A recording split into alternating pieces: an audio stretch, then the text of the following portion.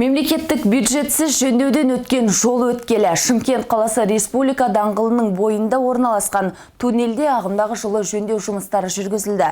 Бірақ кеткен шығынның барлығы демеушілік жасап, жеке кәсіпкерлер көтерді. Мәселен, туннелдің ішін, кіреберіс жолдың бойын тас плиталармен қаптауға Бесқұдық тас компаниясы қажетті заттарды бөлген. Ал құрылыс жұмыстарын корпорация Береке А жауапкершілігі шектеулі серіктестік атқарды. Жоспар бойынша республика даңғылындағы жол өткелін абаттандыру, оның ішінде сыртқы келбетін жөндеу, гидро-оқшаулау және жарықтандыру жұмыстары да қамтылған. Жөндеу жұмыстары маусым айында басталып, бүгін толық аяқталып отыр. Сонымен қатар өткелдің маңындағы түйе мүсіндері мен кіші архитектуралық формалар толық демеушілер есебінен орнатылған. Айта кетейік, биыл ұзындығы 5,3 шақырымды құрайтын республика даңғылында орташа жөндеу жұмыстары жүргізілген болатын.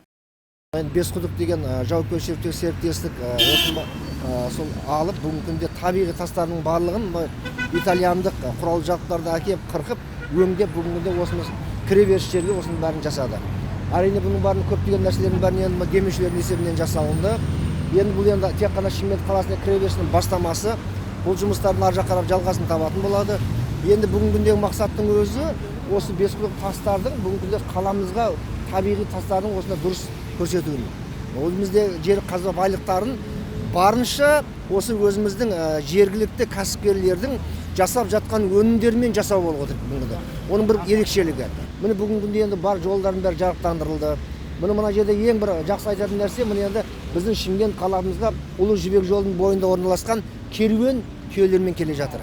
Мұны ар жақ қарап енді заттарын тастап, басқа да құрал жабдықтардан шығып өткен жағдай. Бұл енді Береке біздердің корпорациясы 53 миллион теңге өздерінің есебінен, демеушілердің есебінен жасалынған дүние. Бұған ешқандай мемлекеттік бюджеттен қаржы жасалынған жоқ. Отандық өнімімізді қолдау мақсатында бізге әкімшілік жақтан ұсыныс түсті.